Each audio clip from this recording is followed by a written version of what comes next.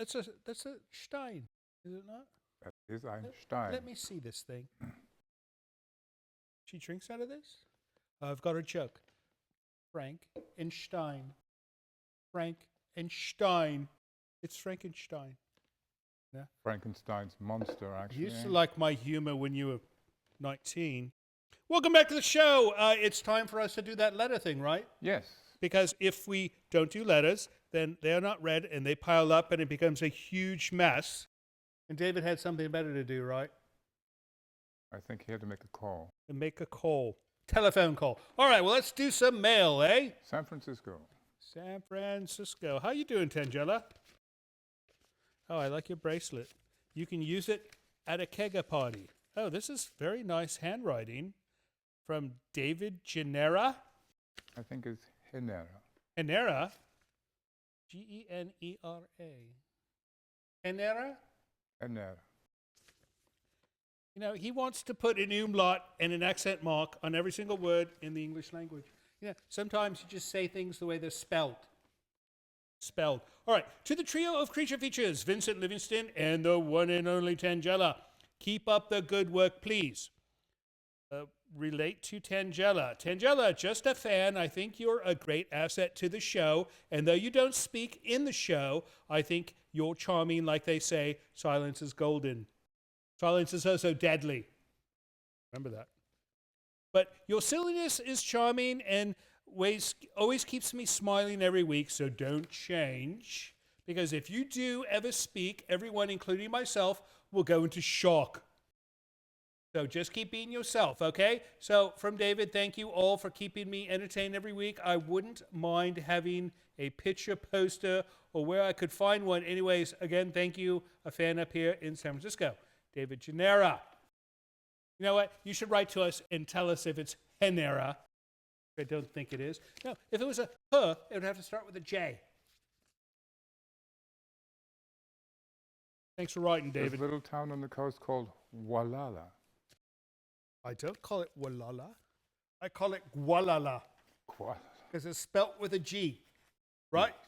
And she likes making that sound sometimes. Gualala. All right. This is an email. And it is from... Oh, this is confusing. So it's signed Sandy with an IE, which I would assume is a female. But the email address they give is David Reed. So, all right, this is either from David Reed or Sandy, and they go, a spooky hello to you, Mr. Livingston, and scary cute Tangela. Love everything about your program, intro, Tangela's antics and toys, how Mr. Livingston is so proper, the movies, and I adore you, Vincent. When I first saw you, I thought you were Ozzy Osbourne. I adore Ozzy. You know, Ozzy Osbourne is about 500 years older than me. So, you know, I think, don't make that face. You know how I am about the whole Ozzy thing. No, I get confused with him sometimes and I don't quite understand it. The man needs to be in a home. Right? I think he is. He cannot complete a full sentence. Well, he's on TV as well. Not so much anymore, I don't think. Anyways, thanks for writing, Sandy or David, whoever you are. And next up, no packages today? Not today. Oh, that's odd. Good day from New Zealand. New Zealand. Did they say good day? I suppose they do. All right, this is from Richard, and he goes, greetings and good day from New Zealand. I'm writing to you from the most haunted city in the southern hemisphere, Gothic Dundee. Gothic Dundee. I never heard of it announced that way. I myself work in a 117-year-old hospital building that recently had 2 sets of paranormal investigations come through with fascinating results. I discovered you on YouTube a few months ago and have become hooked. You fellas are so charming, and Tangela is definitely our favorite spooky minx. She is something of a spooky minx, is she not? Yeah. Well, you should see her at night. She's like creeping around the hallways like a psychopath or a serial killer. You do not want to see her at night. No, it's the nice thing about her. She's so brightly colored. She does not hide well in the dark. Unlike me, you can't see me except for when I make a face.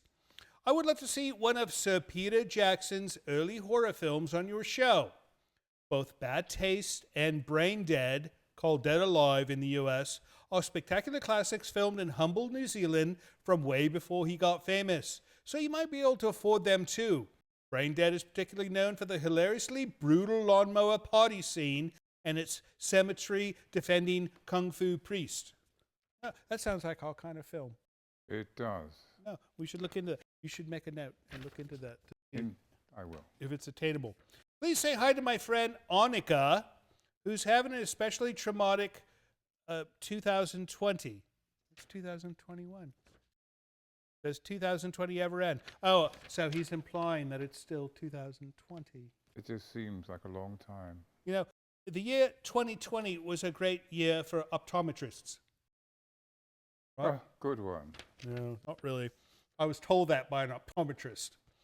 And my terrorizing two little creations, Isabel and Robbie. Isabel and Robbie. Can you imagine those two? I bet they're tiny terrorists.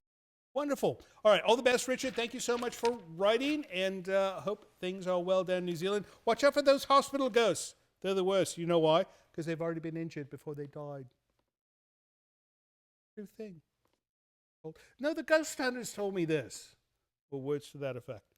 In any case, if you'd like to send us a letter of your own by email, send it to the address you see over on this side. And if you'd like to send something in the mail in an envelope, like our first friend David Genera did, you can send it to the address you see right here. We'll be right back with Mr. David Skoll in a moment, but first let's get back to The Ghoul, 1933. Hi, this is Marla in Salem, Oregon. I love your show. I get to watch it on YouTube. And I was thinking you guys might want to show Homicidal. It's a William Castle movie, so maybe it would fit within your budget to show it. Thanks.